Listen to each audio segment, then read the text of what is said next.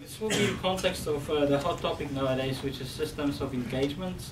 And what it means is really the consumerization of the enterprise and taking advantage of the in-the-moment sharing and collaboration and peer-to-peer sharing by utilizing things like instant messaging, Twitters, and Facebook, and so on.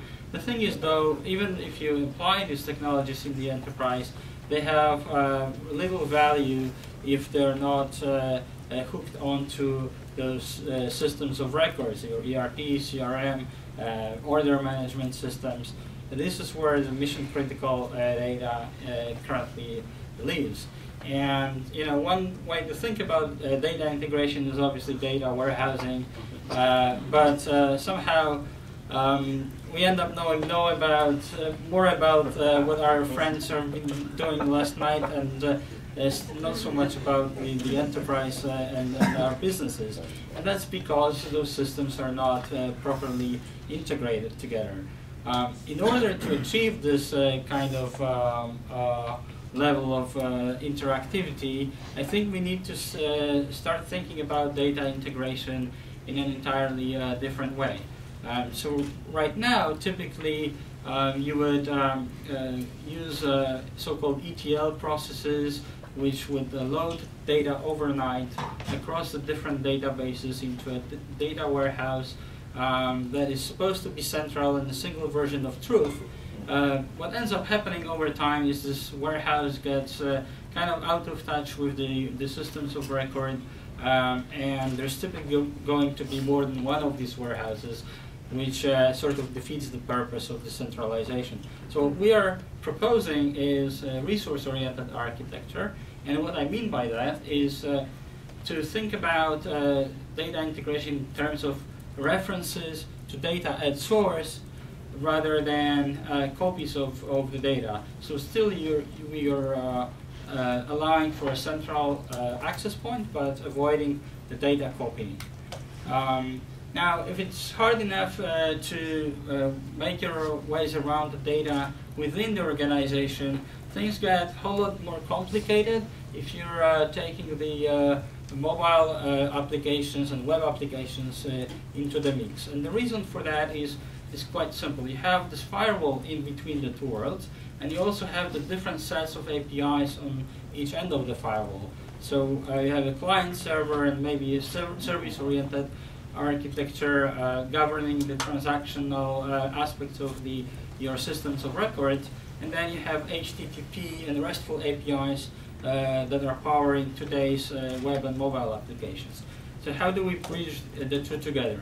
Well, what we decided to do is essentially hyperlink all your data in your databases, and what comes out of it is a URL space that's automatically generated out of the content and schemas of those underlying systems of records, the relational databases. And the URLs are kind of easy to follow. You can see that right here we have a server. That can be your intranet location if you want to sort of use it only within the company, then followed by a database name. And we support all the major SQL databases around. And then what follows is a table that you need to access.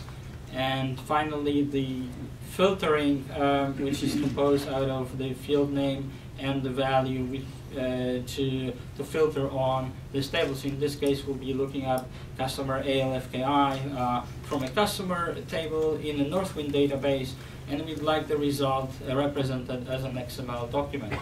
Out of the box, the system supports JSON, HTML, and comma-separated values as well.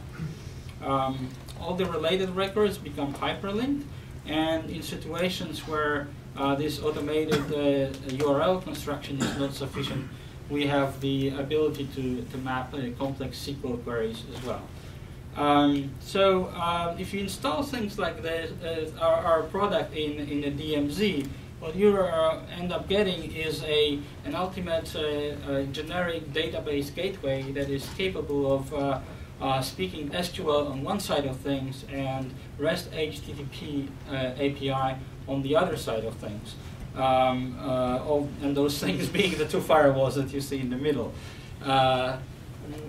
Because it's all HTTP, it lends itself very neatly to search engine integration as well as caching through reverse proxies. And therefore, a setup like this, it could be very useful to a business that is looking really to develop a meaningful workforce mobility application. So a sales force that's out there in the field needing to have access to the most up-to-date corporate records on the inside. We are taking it actually a step farther, and what we are observing is this resource-oriented architecture extends well beyond just one enterprise, and could mean a drastically different way of communicating with your partners, clients, and vendors, as well as previously mentioned, having those mobile apps to actually do something useful for the business and do it in a very efficient manner. The thing is, we are estimating it cuts about 75% or better time to develop this web service versus developing it by hand, specifically for your applications. As a matter of fact, just yesterday we signed a new client, and we were able to be done with their setup by the end of today. And these guys are a .com company that needed. They were approached by a larger partner, and they needed an API to a very popular database. The thing is, though, the database was developed since the 90s, and they've grew exceptionally well, but they never really designed it up from the API with the API in mind. So SlashDB effectively constructed this API on the fly for them, and now they can provide the endpoint to their partners. One last thing I wanted to point out is for those of you who train martial arts, there is, you may be aware of this exercise called the centering. It is about having the two opponents standing at less than arm length of each other, planted their feet firmly into the ground, not allowing to move them, and they are only able to use their arms to push at each other in order to throw the other persons out of the balance.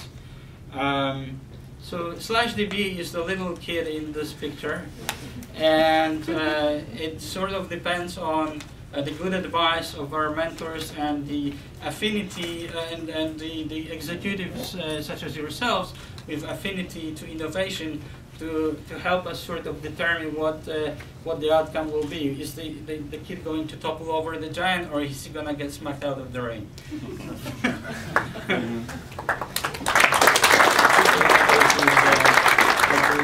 Made available to unregistered user, to a public user. So you can think of that as a public API. If I were to log in, I would see more databases depending on which user am I logging in as. This is the Microsoft SQL database, which has the web store kind of database.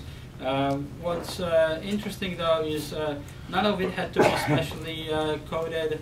It all gets reflected automatically out of the database model, and it takes about 15 seconds to create this API. When I say API, it's in a RESTful sense of this word, in that we have different representations of our resources, and those resources can be collection of records, could be individual records.